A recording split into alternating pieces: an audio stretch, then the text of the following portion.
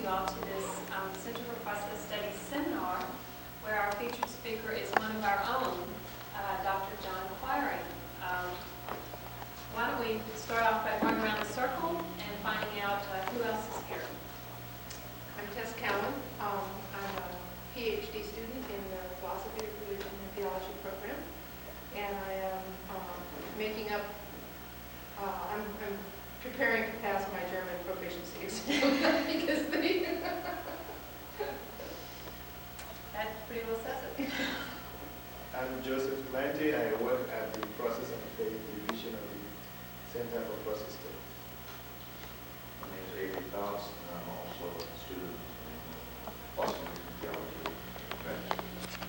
Ken Witherspoon, same as these guys, just near exams myself. I'm Larry Selk of West LA. My background is in biology and then law.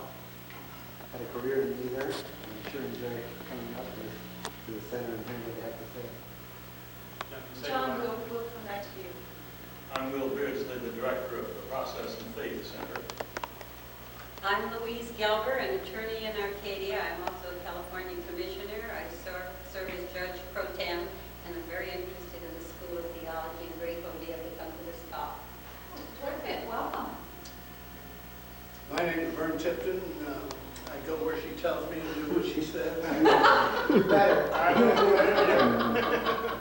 That's after being 5.5 years as a lieutenant colonel in the Army. I found my place. But I am a writer. I'm a retired real estate broker. And I'm a writer, and I write on anthropological things like very high intelligent things like American Indians and cowboys. That's good.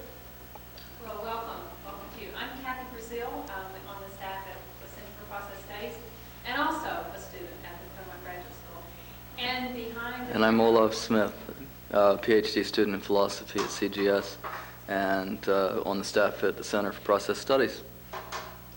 Well, it's a real treat for me today to get to recognize, I don't think I need to introduce him, but to recognize John Quiring, who has been a good friend and a terrific co-worker for a number of years now. And it's always, I think, inspiring when you see kind of one of our own make it, pass the exams, pass the German, pass write and defend his dissertation, and even get a job.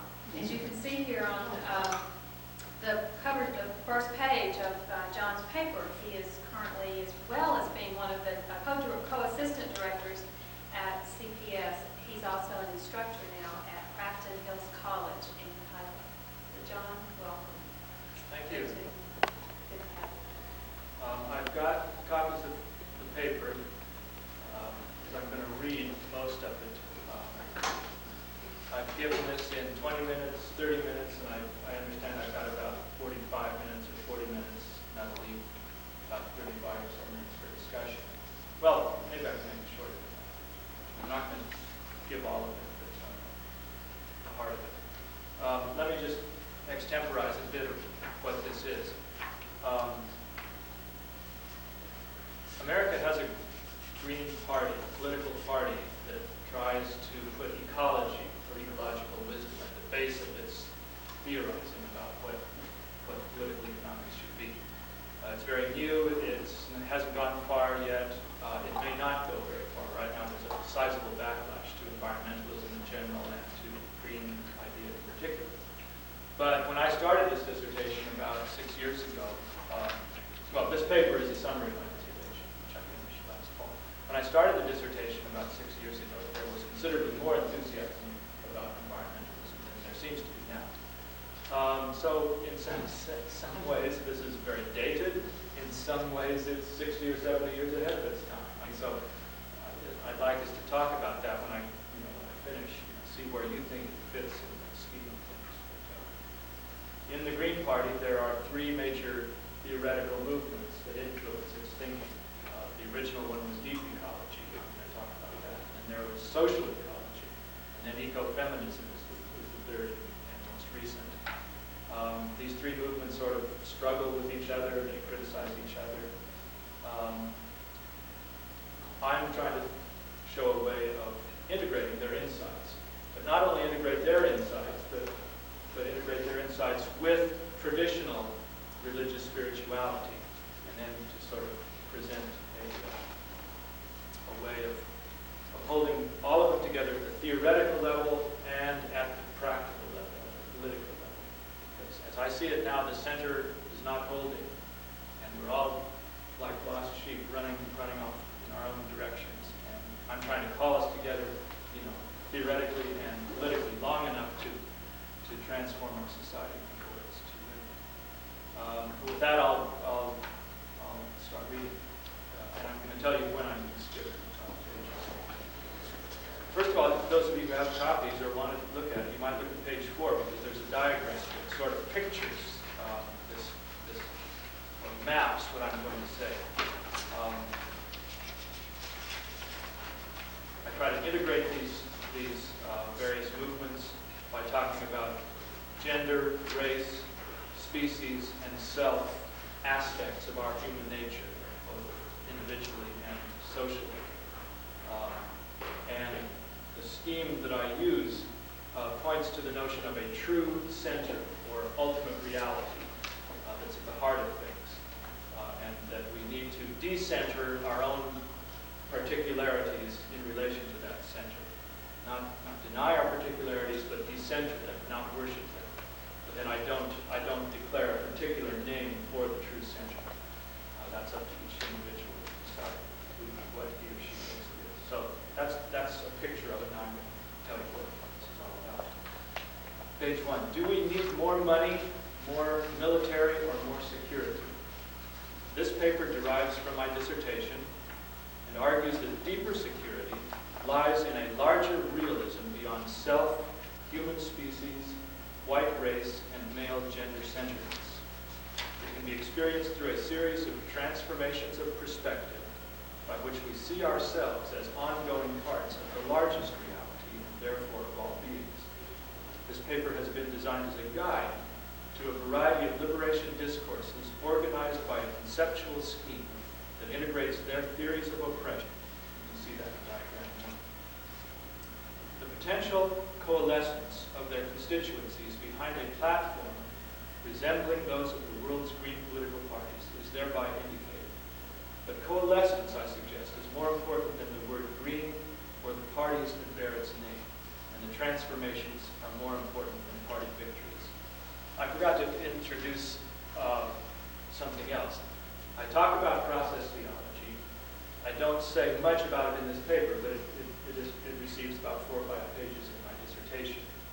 When I get to that section of the paper, I will discuss in an extended way my dissertation because this is a talk sponsored by the Center for Process Studies.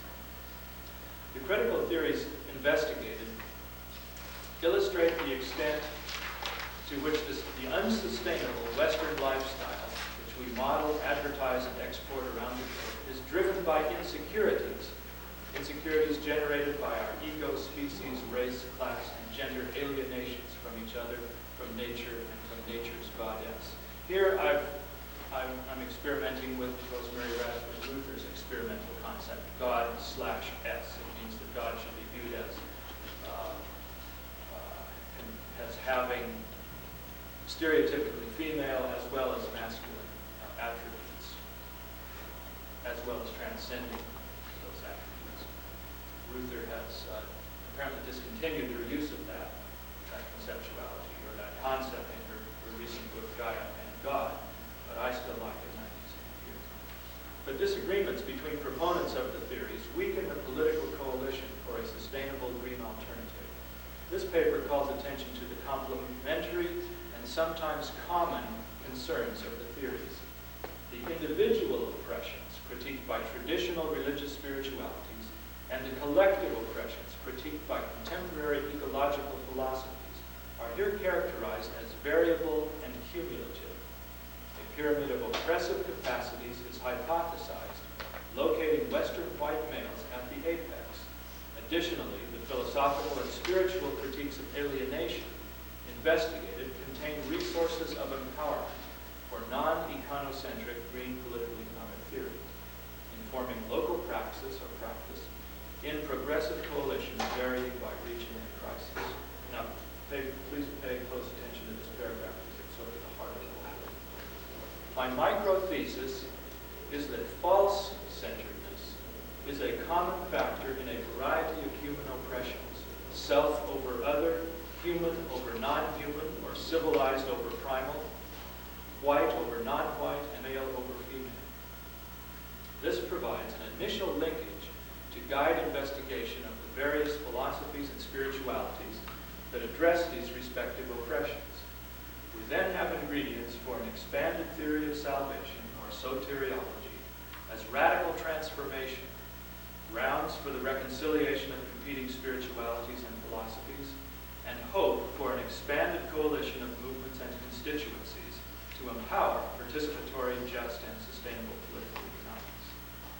This cross-disciplinary exploration, linking religious studies with political economics, focuses on research in both disciplines, where the contemporary diversity criteria, sensitivity to gender, race, class, and species perspectives, guide investigation. Diagram 2 pictures the expanded theory of the temporal dimension of salvation generated by linking these perspectives. Salvation conceived as transformation from diverse foci of false-centeredness, self, other, gender, race, class, species, etc., integrates spiritual and philosophical movements influencing the development of international green politics. A feature of this integration is the suggested complementarity between movements, spiritual as well as philosophical, mainstream as well as progressive, that otherwise mutually contradict one another's claims to be addressing the deepest source of oppression. Let me just put that again in my own words.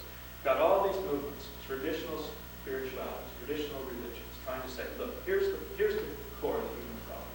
It's sin, or it's false, obsession with self. The Buddhists might say that. It's being stuck on your concept of the self.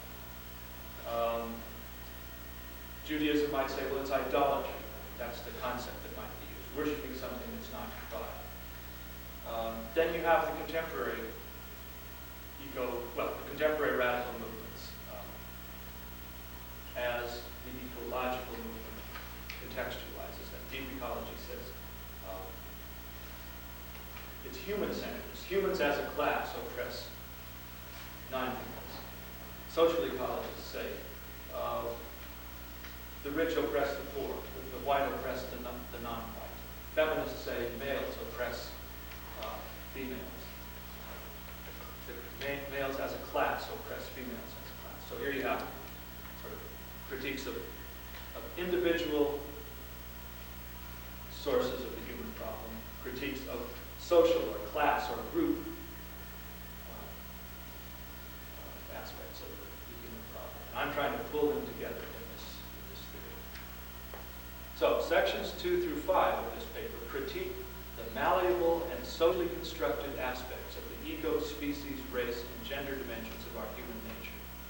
Though interrelated, the critiques proceed from the humanly universal, ego and species, to the humanly particular, race and gender. They also move from spirituality-weighted to politically weighted discussions, from theory to practice, in other words. Painful consequences of the imbalanced self-other distinctions are indicated in section 2, while sections 3 through 5 critique aspects of imbalanced we-they distinctions, species, race, and gender, that generate so much violent conflict. Section 6 finally discusses political and economic theories that seek multilateral integrations of the now mutually transformed critiques 2 through 5. A four-tiered pyramid of oppression, diagram 3, is suggested by critiques 2 through 5, in which the we-they dualisms of species, race, and gender are at least reinforced by, if not grounded in, the self-other dualism. Critique 2's discussion of egocentrism is perhaps the most familiar, but it examines as well the dangers of anti-egoist socializing that can result in the opposite extreme of other-centeredness, most often in women. While any human can be anthropocentric, critique 3 focuses on Western civilization's war against nature. Any human could be ethnocentric and racist, but critique 4 focuses on white racism in the North American context. While any human could be gender-centered, females as well as males, critique 5 focuses on male-centeredness. The notion of total liberation in my title is not totalistic, but hyperbole for a conceptual scheme constructed by coalescing liberation theories relevant to the development and implementation of green political economic theory. Though stretched to the limits of white middle-class male comprehension, namely me, its aim is interracial political coalition, not more white male philosophy of total assimilation. Hi, Millie. Here's a copy of the papers I'm reading.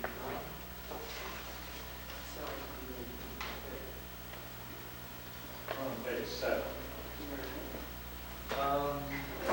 But I'm going to drop now over to the first full paragraph on page 8.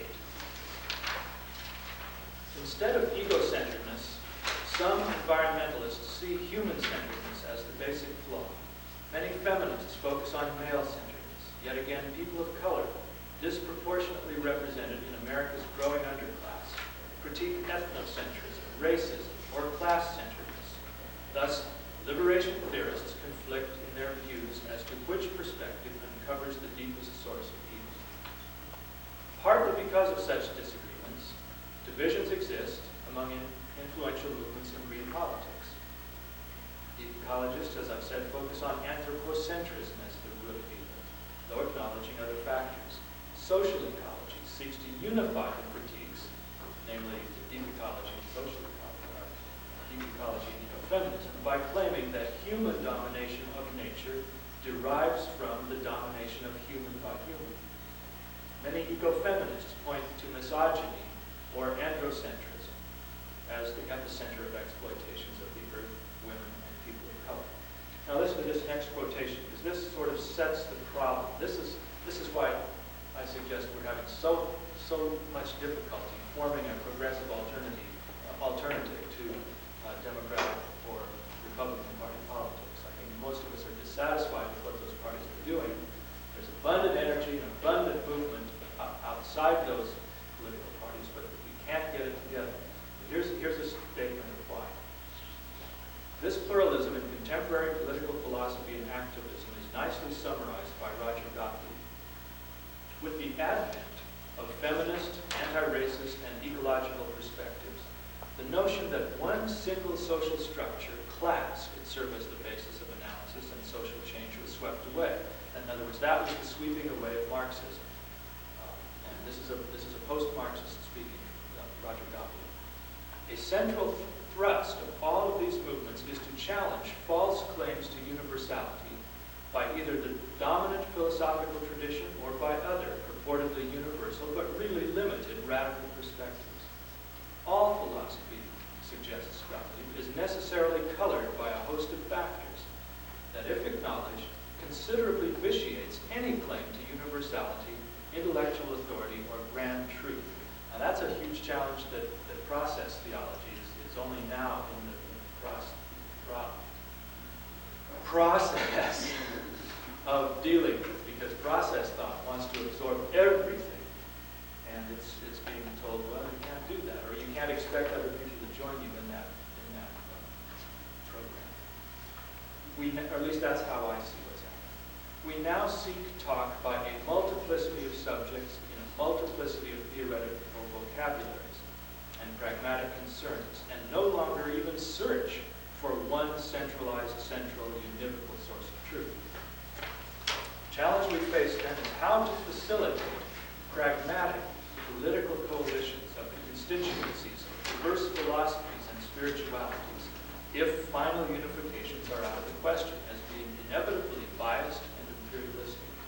Is there any way of becoming sensitized to the oppressions each movement feels is deepest and appreciating the insights each perspective finds to be fundamental without feeling pressured into choosing between reductionistic explanations of all by each?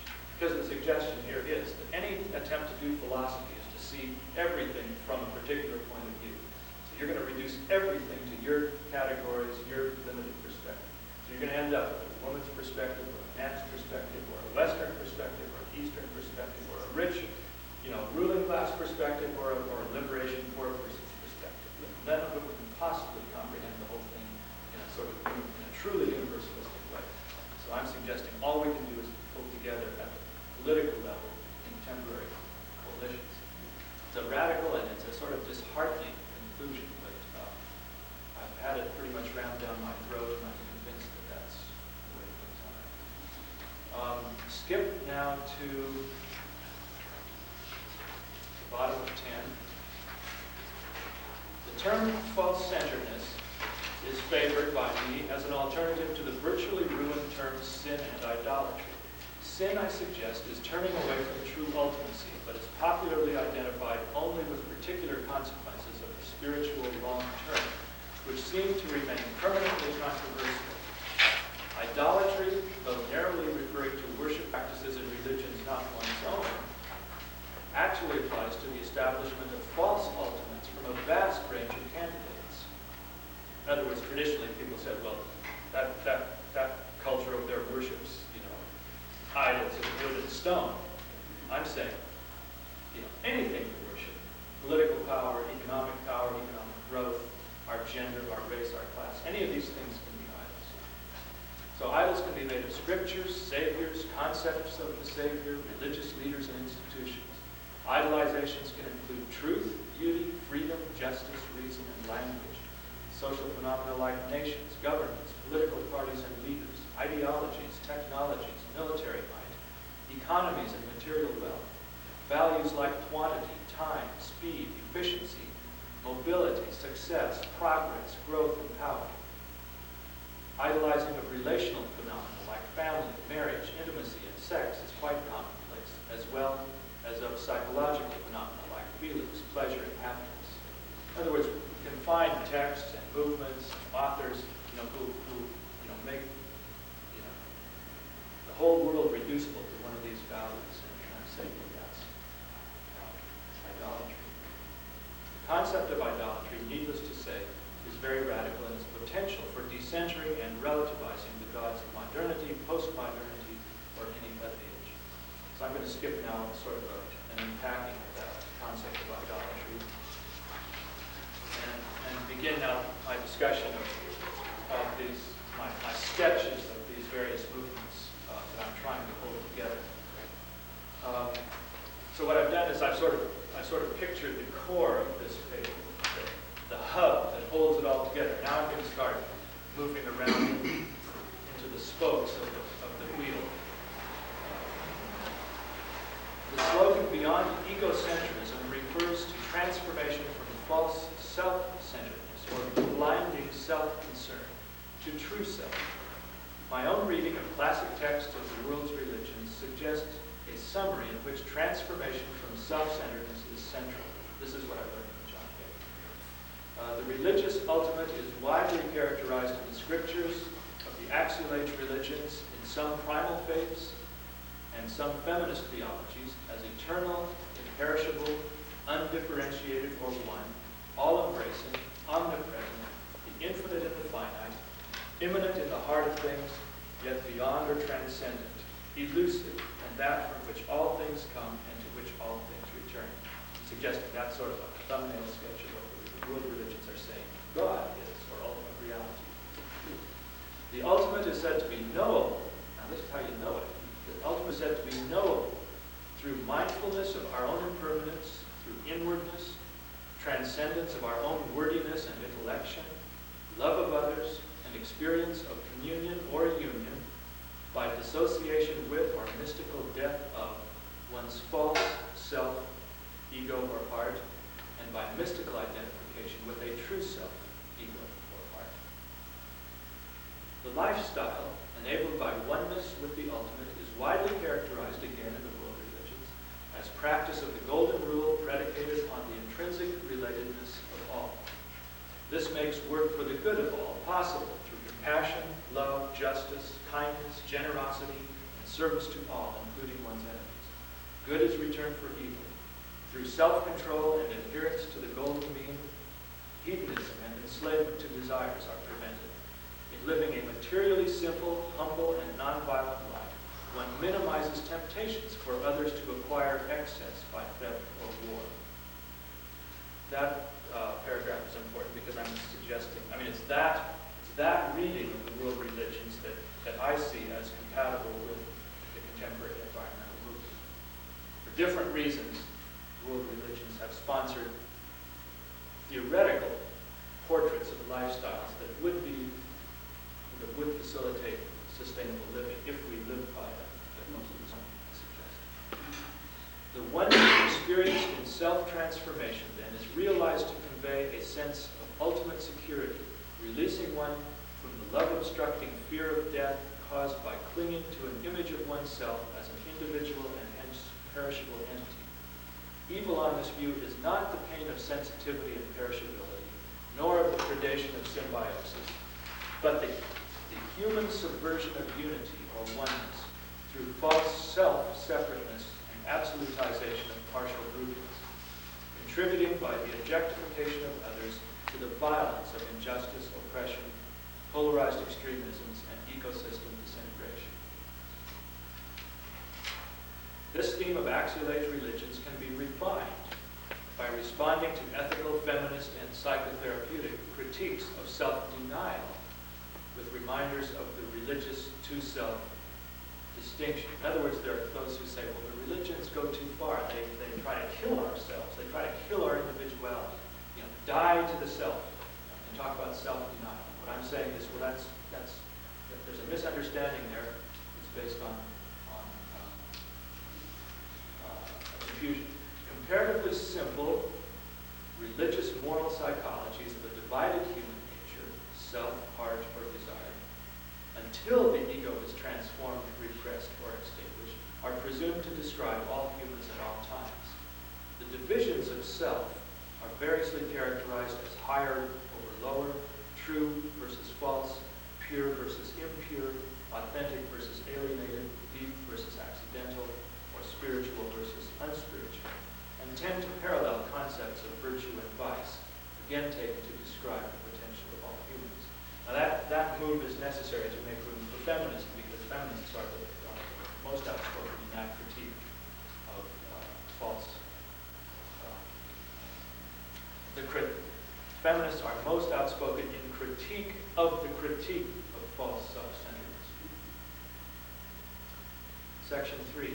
The slogan beyond anthropocentrism refers to transformation from human-centeredness, with emphasis on post-axial civilization and modernity for the integrity of creation. Illustrations from deep ecology, Native American spirituality, and process theology are employed. Deep ecology is a metaphysical ecology that combines an ancient spiritual vision of the oneness and diversity of humanity in the context of the cosmic creation with the scientific paradigm that sees humanity in the context of cosmic evolution as well as the planetary co-evolution of millions of species of life. The basic deep ecological belief is the intrinsic value of all beings and the consequent need to fit our own out-of-control species back into a limited niche in Earth's diverse biosphere. This entails the downscaling of both human populations and civilizations to sustainable levels of resource consumption and waste generation. Anthropocentrism is coextensive with civilization, perhaps a major cause of civilization. Civilization, I suggest, is an attempt by one species to escape from nature, compounding its alienation from nature's God or goddess. Likewise, urbanism is the ultimate escape from nature's constraints on rural culture. Deep ecology is also a generic term for a variety of eco-philosophies that contrast with the comparatively shallow ecology of liberal environmentalism that focuses largely on pollution and waste cleanup rather than the prevention of pollution and waste in the first place. Native American spirituality can be viewed as one traditional form of deep ecology. And here, I'm simply taking the responsibility on labeling Native American spirituality as a form of deep ecology. They may not, Native Americans may not want that term, but I'm simply using it. Its rituals Sweat Lodge, Vision Quest, Sacred Pipe, and Sundance can generate a transformation of perception by grasping the interrelatedness of oneself and other beings, and then the interrelatedness of the external and internal dimensions of reality.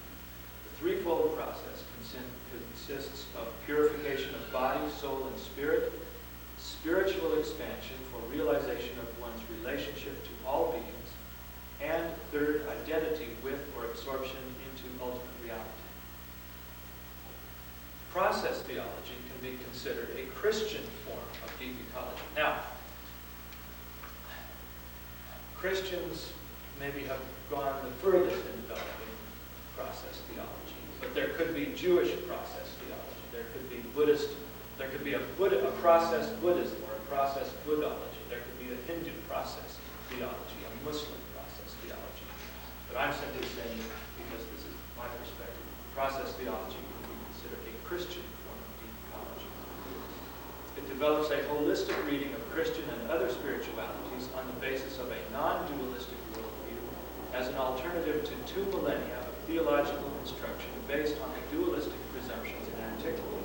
Process theology affirms the interrelatedness of God and world as a model for understanding and living appropriate to the internal interconnectedness of human and human, human and non-human. Process theology combines a critique, anthropocentrism, with dissatisfaction with biocentrism as an ultimate. By balancing intrinsic and instrumental value, process thought seeks to retain a realism about nature's spectrum of complexity.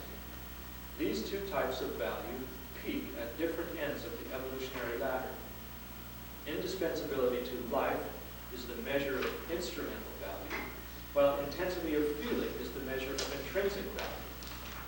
Anthropocentrism is an idolatry contrived by measuring with only one criterion of value, intrinsic.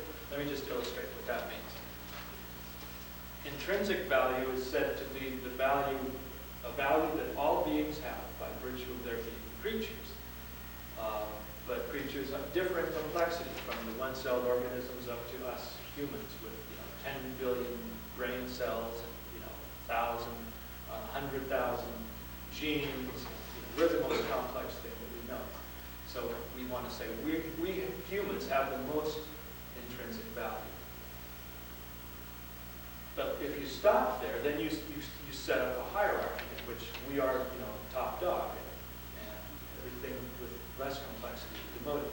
So you can balance that hierarchy by saying, look, we're absolutely dependent on other creatures for our lives. The ecosystem, begins its development, from single and several celled organisms, and this complexity emerges. But if those single-celled organisms were pulled out of the picture, the viruses and the bacteria and the plankton, if they were pulled out of the basis of the ecosystem, the whole ecosystem would collapse. So we're absolutely dependent on them, and they therefore have greater instrumental value than we do. We could eliminate our race, our species from the planet. Life could continue without us. So in that sense, we lack instrumental value. I think I'm reading this slow enough and I'm extemporizing enough that I think I'm not going to have time to elaborate on process theology as I come. But you can ask me questions and I'll try to bring that in. 4, the slogan beyond ethnocentrism refers to transformation from ethnicity and race-centeredness with emphasis on Eurocentrism to eco-justice. My illustration from social ecology frames a discussion of African-American spirituality. Social ecology suggests that human domination of human precedes human domination of non-human. Pathologies in the relations of ruling classes over middle and working classes, white over non-white, male over female, and parents over children, generate and reinforce a propensity for domination that is then extended to human domination of non-human in hunting, fishing, ranching, farming, logging, mining, and other human enterprises, exacerbated by overpopulation and power. A further aim of social ecology's agenda is to remind us that humans do not bear equal or identical responsibility for the environmental crisis. Northern latitude countries generated the industrialist and capitalist revolutions that have caused perhaps the greatest damage to the planet. Though the southern latitude countries now have the largest populations and the fastest population growth rates, they have not been the major generators of climate-changeable greenhouse gases, nor chlorofluorocarbons that allow cancer-causing ultraviolet radiation to pass through the ozone shield. The rich, I suggest, need liberation from the emotional and spiritual insecurities that capitalism then transforms into overconsumptive greed, while the poor need liberation from the material insecurity that causes many to overbreed. A spiritual counterpart to social ecology is seen in the convergence of black theology and the people of color eco-justice movement, with their critiques of racism, which I interpret as extreme ethnocentrism. In other words, let me clarify. Racism I take to be extreme ethnocentrism. James Cone's black theology shows the complementarity of Malcolm X's diversity-preserving Pan-African separatism and Martin Luther King's liberal integrationism. Cone's theology has recently begun to incorporate womanist and ecological perspectives. The eco-justice movement derives from a study generated by the NAACP's Ben Chavis when he chaired the Racial Justice Committee of the United Church of Christ. That study simply noted that a disproportionately high number of U.S. communities of color are sites of toxic waste dumps and pollution-generating plants. This led to grassroots organizing to pressure for cleanup as well as to prevent further sightings, and a coalition to step up the investigations. To Cornel West's theme of the inadequacy of conservative and liberal responses to the crisis of the black underclass, I have suggested community coalitions that blend social, criminal, and eco-justice perspectives. Now you can see we've switched from a focus purely on theoretical issues to political issues. My slogan, Beyond Androcentrism, refers to transformation from gender-centeredness to gender partnership, with emphasis on patriarchy. Illustrations from ecofeminism and feminist spirituality are employed. Feminism generates critiques of male-centeredness, or androcentric, and male-centered construction of society and culture. Ecofeminism is a permutation of the rapid evolution of political feminism, combined with critiques of the attempts of deep and social ecologists to assimilate feminism into rationalist male philosophies. And that's a tension that process theology feels. There are feminists very favorable towards process theology, but it's very easy to see process theology wanting to assimilate feminism, as it tries to assimilate other movements into its white male philosophical base. That's a challenge for our generation. Liberal and Marxist feminisms tend to be applications of the male philosophies of liberalism and Marxism to the issues raised by the women's movement.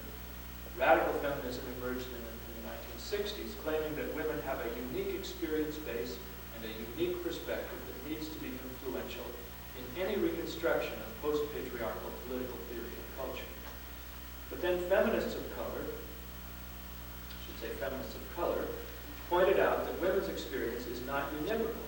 The experience of ruling class women differs from working class women, that of black women from white women. Socialist feminism attempted to incorporate these critiques by women of color. The next move was for feminist environmentalists to point out that women and people of color have historically been exploited by the same group and the same economic system that exploits non-human nature. White male founders of Western civilizations took themselves to be normatively human. By deduction, women, being non-male, and people of color, being non-white, were presumed subhuman. Through emotional and ideological distancing, males evolved subcultures of privilege, dependent on a manual of women, people of color, non-human animals, and technology. This is the most comprehensive and focused critique of oppression I've discovered. Now, this paper is a sketch of what's going on here. But even in its full-blown form, what feminists do is talk about general, they build up a general picture of what males have done to females, not what each individual male has done to a female songbird. But it's a composite picture, and it's a very suggestive picture. 6, my slogan, Toward Green Politics, refers to holistic models of the interrelatedness of social institutions and the diversity of liberation perspectives, integrating them in political economic philosophies that move beyond econocentric Cold War capitalism and communism. The culturally pluralist and ecological political economic philosophy of the international green political movement and parties is indicated. And this is where I'm suggesting this all comes together. And then just a few pages left. Since the end of the Cold War has been interpreted by most as the simple self-invalidation of communist culture and the unproblematic victory of capitalist culture, a brief reminder of the pathological symbiosis of the two cultures is needed to prescribe transformations of capitalism. I'm suggesting that a mutual demonization of capitalism and communism increased the intensity of the nationalistic nuclear arms race. It stemmed, I suggest, from the absolutization by each of its own economic system, which in turn derived from the political absolutization of the collective by one and the absolutization of the individual by the other. The inadequacy of predominant political economic philosophies and the need for a new political economic philosophies that incorporate the critiques of egocentrism, anthropocentrism, ethnocentrism, and androcentrism have been suggested by several theorists taken together. Post-Marxist Leszek Kolakowski noticed the mutual non-contradiction of some values previously enshrined and absolutized in polarized ideologies. For example, liberty and justice. A team of post-Marxist scholars wrote Liberating Theory, claiming the interdependence of oppressions within the kinship, community, economic, and political spheres of societies. They stated that remediation of any oppression required the remediation of all, but that no single remediation provides a foundation for the remediation of the others. Thus, no single monistic explanation of oppression that traces all oppressions to one is adequate, be it Marxism, feminism, anarchism, or nationalism. And I could go on to suggest social ecology, deep ecology, or even spirituality in its traditional formulations. Only the solidarity and diversity of activist movements can generate the political momentum necessary for eliminating oppression. I mean, each one can do its part, but together to eliminate all oppression. Thirdly, economist Herman Daly and process theologian John Cobb argued that the addiction to growth of hegemonic capitalism is unsustainable. They proposed the subordination of market economics to the value-generating function of the human community and the resource-generating capacity of the natural community. They don't advocate elimination of capitalism or market economics, but they want us to see that the values that are presupposed by market enthusiasts are generated by human community, and that the resources presupposed by the market mechanism is generated by the ecosystem, the natural community. My presumption has been that the international Green Party movement is the natural one to implement the preceding critiques to which the Cold War ideologies were oblivious. American Greens have 10 key values at the base of their programs and platforms: ecological wisdom, grassroots democracy, nonviolence, decentralization, personal and global responsibility, feminist values, respect for diversity, community-based economics, social justice, and future focus. But although green theory incorporates critiques of the absolutization of ego, species, race, class, and gender, its parties have not had in the U.S. the electoral successes made possible by the parliamentary democracies. My own suggestion, and this is a very painful suggestion coming after 5 years of activism for the American Green Party and the California Green Party, my suggestion then is that the Greens, Green Party USA may need to become merely the environmental component of a progressive party effort.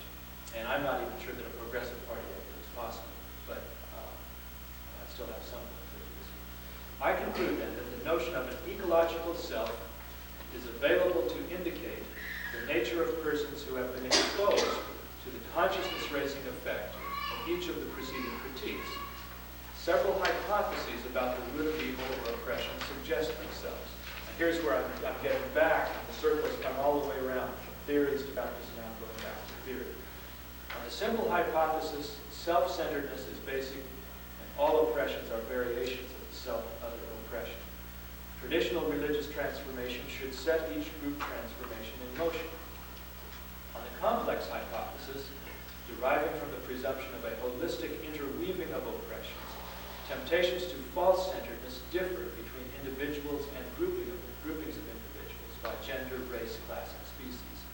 I have attempted to combine the strengths of both hypotheses with my notion of cumulative risk factors pictured as a potential pyramid of oppressive powers, with males, white males at the top.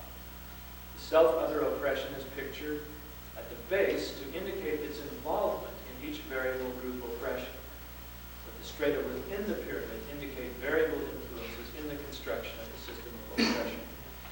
Together with Goddess at work in us, we must work out our own salvation, both as individuals and groups. We need to put this material together in our own ways, and this is simply my own way of putting it together. Skip this passage on demonology to the bottom. So to summarize my findings, communism is dead, capitalism is unsustainable, green political economic theory is being developed and tested. Green political practice, however, is fragmented by divergent roots and emphases in varying forms of radical ecology. The conceptual scheme of transformation from false-centeredness to reality-centeredness integrates personal liberation with the liberation of women, people of color, and biosphere, resulting in an enriched model of empowerment for green lifestyle and politics. The postmodern politics of difference and suspicion of totalism calls for coalitions of Greens, feminists, people of color, and other marginalized groups. Well, I've tried to extemporize as I read through. This is a sketch of what is a 260-page dissertation. So thank you for listening. And I think we want to take a short break, and then I'll come back to this corner, and hopefully you'll come back to your seats to ask me some questions. Thank you, John.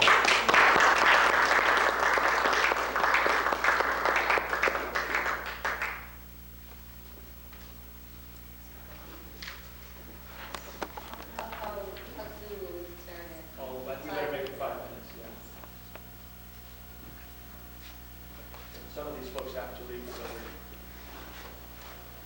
venues. Is this paper prepared for thesis? This is most of this is the introduction to my dissertation. And You ready for the first question? summarized the chapters on to the end.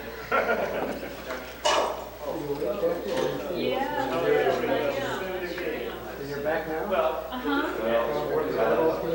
now, So I should be prepared. That's right. You should be getting it soon. Hopefully within a year. Excuse me? Yes, very much so.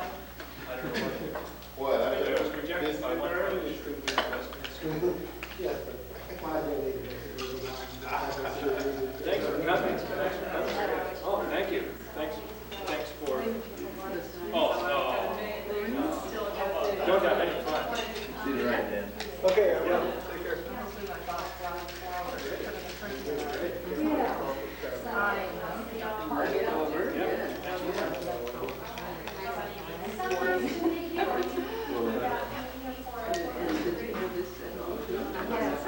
How do you like working and everything like that now? As if I hadn't been working. No, I mean working outside the academy. Oh, it's a sea change. So, Yes, that's right. I think I'd rather be I haven't seen you. Did you get my card? Well, that, He said he I don't know what to say. well, I think he's talking about that. Or you just, ask. Sometimes. Okay. I'm hearing about all of this, and just haven't had a chance to plug in. And this is just a sketchy. This was just a sketch, yeah. You want to probably say, just take it on. You think so? Yes, I did. Well, thank you. Good. In a way it puts the cart before the horse, but Yeah, you bring them together. we gotta start somewhere. All perspectives. No, that's probably Oh, we should be talking about it. Actually, been smiling.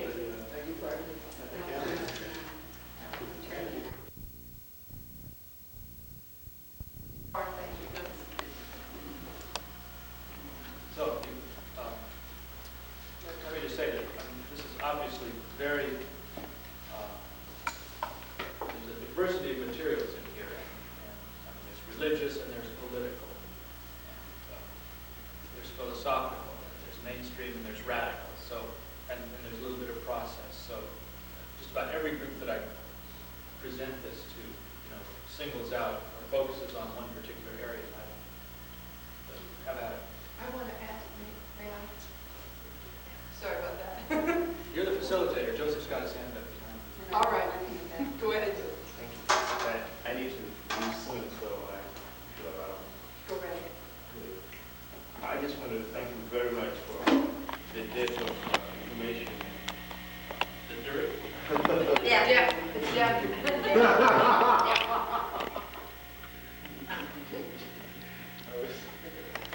No, but my question is something that I personally have been struggling with. And since you bring up some certain issues, I want to balance them by maybe you can help me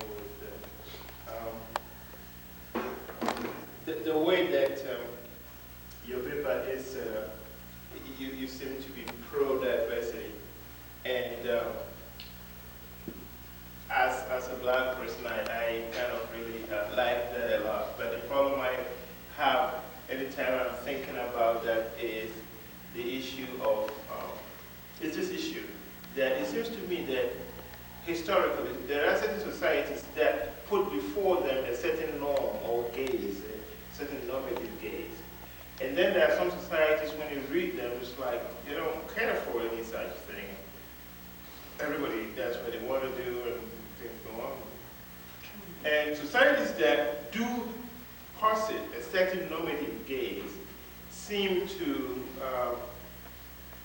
here I come back to the issue of development, seem to develop faster and tend to, their creativity tends to be a bit more creative than those that do not. My assessment or analysis of this kind of history may be wrong, and I stand to be corrected. But if I am right in this, then given the kind of diversity that you are propounding, taking an American society, if the American society decides to accept the kind of diversity that you are propounding, it seems to me then that American society, as a society, will not be having a normative gaze, but will be having a multiplicity of gazes, if you like, to which different people will be looking at. My question then is, don't you think that is going to affect very drastically the creativity of the American people, the American society?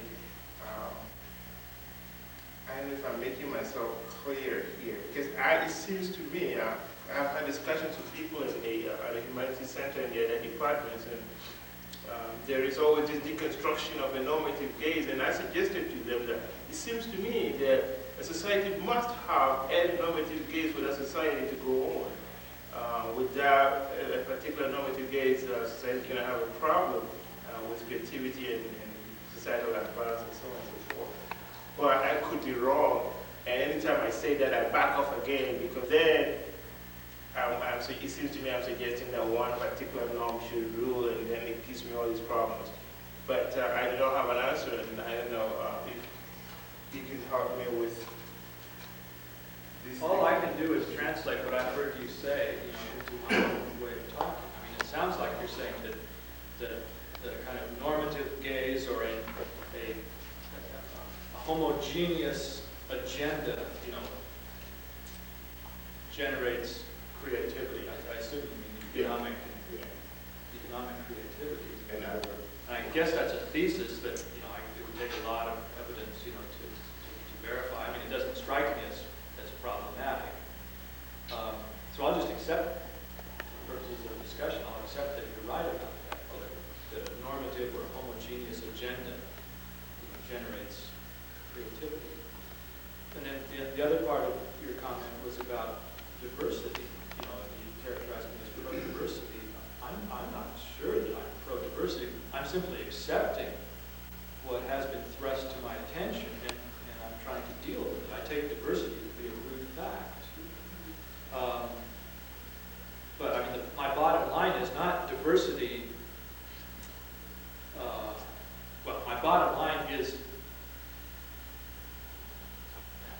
coalescence of diverse groups, such that it preserves diversity, but achieves, common goals.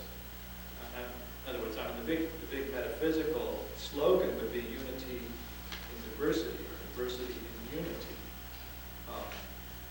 So that's why I'm very careful to use the word coalescence. I'm urging groups to both retain their identity, but work together for common goals. See, if you're talking about politics, it takes a big movement to make political impact. And right now, the progressive world, is made up of, the progressive community in America is made up of 150 or more organizations, and they're all running off in their own directions, trying to solve problems. And, you can impact small local problems, but if you want real old-fashioned political power, you've got to coalesce. And I'm simply suggesting a way, to both retain identity and work together. I'm not sure that that's exactly what you're saying. May I ask a question related to that? Yeah. I wonder, in Whiteheadian thought, there's this distinction between metaphysics and cosmology, and metaphysics is sort of what's true for every world, and cosmology relating more to what has happened, the way it's unfolded in this epic. But I'm wondering if in the same way you can talk about, I noticed on your diagram you say there's a true center. Maybe, are you suggesting that maybe there's a center of commonality there that people can unite in and still retain their diversity outside of that center? Well, to deepen the problem, some would even say there's no true center, period. The radical postmodernists, I think, Well, Joseph went out, didn't he? Because I was just going to say that maybe it would be a good idea to slow down this American creativity a bit. We were so worried about how it couldn't keep going without the normative gaze, but I think that is a kind of presupposition that your type of thinking would want to question. Maybe, of course, that depends partly on what you think you're talking about when you're talking about creativity. And that's where we would have to clarify what Joseph had in mind. Well, I assume that Joseph had in mind the need, for increasing westernization of Africa. That's where he's coming from, where he's going back to. His theory is that Africa needs more westernization, so not more diversity. So I wasn't going to do a lot with that particular question. Now you were asking about my notion of the true center. And on the one hand, I'm wanting to acknowledge there are those who say there is no true center. But I'm still old-fashioned enough to believe that there is. God or Allah or Brahman or emptiness in the Buddhist sense, I would take to be names for a proposed true center. And I think it's a human relation to that would, well, for one thing, decenter all of our false centers, but it would also harmonize our activity. And it's that process of transformation that would generate this unified project that Joseph was talking about. But I'm aware that is still, sort of modern language for an old-fashioned concept. Well, one thing that concerns me there is that center either turns into a place where there can be harmony, or it turns into one where there can be war. Or it's a potential for conflict or for peace in the center. And if you can find a way, any basis for unity, then it's going to help communication and help people to stand together while they're acknowledging each other's diversity. Well, that's certainly what I'm advocating. Yeah. But I borrowed this mean, my concept of true center is my expansion of John Hick's notion of reality, or reality-centeredness. He said that each of the world religions is one way of reading ultimate reality. And I simply wanted to expand that notion to incorporate the eco-philosophy's notions of ultimate reality. But yeah, you'd think, I mean, you would hope for, that notion would unify the religions and the contemporary eco-spiritualities long enough to work together on a project. But, I don't see what I'm saying as threatening it. It's an attempt to preserve diversity, but also achieve temporary unity, for particular political goals. John, there were three areas. I liked your presentation, but there were 3 points that are important in my mind that I would have liked to have seen more emphasis on. Perhaps it is in your thesis. One is the failure of the morally progressive community or political movements their failure to grant the importance of validating sexual loyalty and heterosexual pair bonding. Can you say that again? The failure to validate? Failure to realize the importance of validating sexual loyalty and validating heterosexual pair bonding. You mean they're concerned to validate gay lesbian lifestyles? They fail to acknowledge heterosexual. The need to validate it to build a mass movement. Yeah, I guess I agree. Okay. But I don't have much to say. Okay. Well, I think it's a major oversight of the morally progressive community is what I mean. It would be, it would be compatible with my thesis, which is an attempt. It may not have shown through, but I really am attempting to draw on traditionally conservative perspectives and liberal and progressive perspectives. But it would be, one part of a furthering of my project to deal with that issue. Another issue is the failure to distinguish exploitation and domination from destruction. In other words, you can tolerably exploit someone, but it becomes intolerable when you destroy it. And there's an awful lot of destruction that results from untrammeled exploitation. And it's really the task, I think, of modulating exploitation rather than eliminating it. Yeah, I guess I need some examples there because Well, I can't talk. In the iron law of wages, wages tends toward subsistence, but not starvation. But very often when you employ foreigners, wages goes to starvation. And you just go to another area where they haven't been starved out and exploit them until they die. And so it's a failure to make a distinction between exploitation, where you let them live, and destruction, where you just exploit them to death. And the same thing is true of nature. And I think it's very important for the morally progressive community to make a distinction between those two different processes. They're qualitatively different. Okay, to develop my thesis, that would fall under my discussion of social ecology. The social ecologists have a Marxist background to their study. Class analysis is important for them.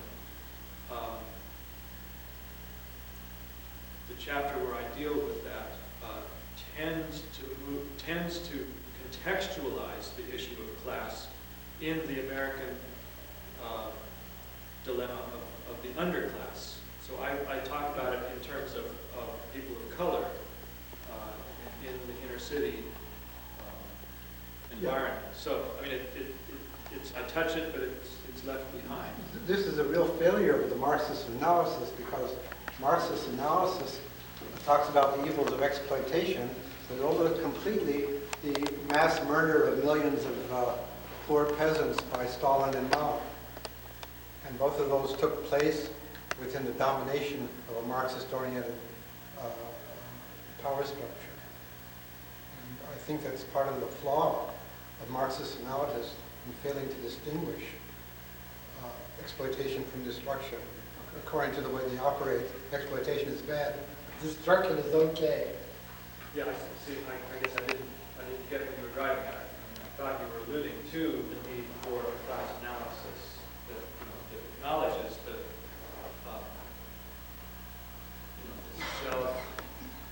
self-destructive potential for destroying the working class. No, the party in Russia, for example, did okay after starving out millions of peasants, so it wasn't self-destructive for them. You agree? And finally, I like this, I don't know if you had it in the paper, but there should, I think politically it's wise to focus on the externalization of costs, so typical of exploitative economic systems. Externalization, meaning get some poor slob to pay the cost of, besides the producer or consumer, to pay the cost of production, such as cleaning up toxic wastes. Yeah, as I tried to say, I discussed process type thinking in two sections of the dissertation and paper in a much smaller form. Process theology as a form of deep ecology, and then I talk about Cobden Daly's for the common good theory of economics. And it's a major function of their analysis of the problems of the market system that until recently it has counted, environmental problems as externalities. I mean, they simply weren't factored into the cost of goods. But there is a widespread movement now to internalize those costs. I mean, this seems to be Again, anti-cigarette campaign, the cost of cancer. Yeah, I guess now we're in a big battle. Yes, they're focusing on the externalized cost of smoking now, which is something that was long overdue. And it can be applied in other areas. Market systems are going to be the way of the future as they appear to be. We're going to have to internalize all of these costs. I mean, the cost of the depletion of resources and the cost of waste and disposal. Yeah, actually, the earthquake was very healthy economically in terms of classical economics. Wait, yes. Thank you for your talk. It was just excellent. It was so grateful to hear it. And my question is totally political about the Green Party. I think that my concept of what you said was that the Green Party right now, the concept of ecology and all, is weaker, but that in the future you expected it would be stronger. Well, I don't know if I said that. I would hope so, but But that's what I mean. don't see You hope that it would be stronger. Well, my question maybe is twofold or threefold. I'm active politically and ran for election. And when 2 years ago, when I was down, this is just an interesting side note, but it perked my interest in the Green Party very much. When I was down at the Registrar of Voters signing my nomination papers for Assembly, in the window next to me was a gentleman that was having a tremendous argument with the Registrar of Voters. He was trying to get nomination parties to run, nomination papers to sign, to run for the Green Party. Now he was disheveled, long hair, dirty clothes, he just looked very sad. And the Green Party, I could get out what was going on now, did not want him to represent them. And so they had refused to allow him to sign as a member of the Green Party. And he was saying, well, they've got to give me nomination papers. And they said, we can't give you nomination papers unless you're a member of the party. And so he was going to sue the party to make them accept his nomination so that he could, make him accept his membership so that he could run for office. And so I don't know whatever did come of that. But the thing is, the Green Party is a very limited concept politically. And you mentioned, the other two major parties, the Republican and Democratic parties. It would seem to me that if the Green Party were to become more prominent in both the Democrat and the Republican Party and merge with them instead of trying to be just on their own for a whole issue just of ecology when there's so many other issues. For example, the Democratic State Convention is this weekend that I will be at, and there will be a number of caucuses. And perhaps, I believe, the Green people should have, if they don't, I'll find out, and I'm taking particular interest because you mentioned, should have a very strong caucus and try to get people to support them. Now, one of the caucuses that I go to is the Business and Professional Caucus of the Democratic Party. Well, they want the Democrats to be more business-minded, but instead of forming a party of their own just for business, they come in there and they get active with the Democrats. And they also, those people in the Republican Party should be active with the Republicans. So what I'm suggesting is, don't you think it would be better if the Green Party would, instead of trying to be a separate party on one theory only, should merge into these political parties and really be strong with them? Yeah, And do away with the small Green Party. First thing I would say is that one of the major figures in the California Green Party, Indigo Wren, is the one who won my heart and got me into the Green Party. It has now switched back to the Democratic Party, so she will be running for Congress from Ventura County. So I mean, that signals, you know, a big change in the mind of a very important person. So I think that's a sign that the Greens are going in the direction that you suggest. But for every Mindy, there are 100 other Greens who think that's, I mean, she's just sold out the whole project. So the second, so I'm personally not, I'm personally not opposed to your suggestion, you know, to come back to the Democratic Party. I think it may be inevitable. But as I said, I'm still interested in promoting a coalition of the progressive elements that are still dissatisfied with the Democratic Party. The third point is your perception. I mean, it's the Green Party's fault that we gave the impression that we were a single issue party, that we were only interested in ecology. On paper, we never were interested in just one issue. My paper mentioned that we have 10 key values. So we have a full, you know, set of values. We have a national program. We have a state platform, you know, addressing every issue that every political party does. But probably it was the word green that, you know, that stigmatized us as being simply an ecology party.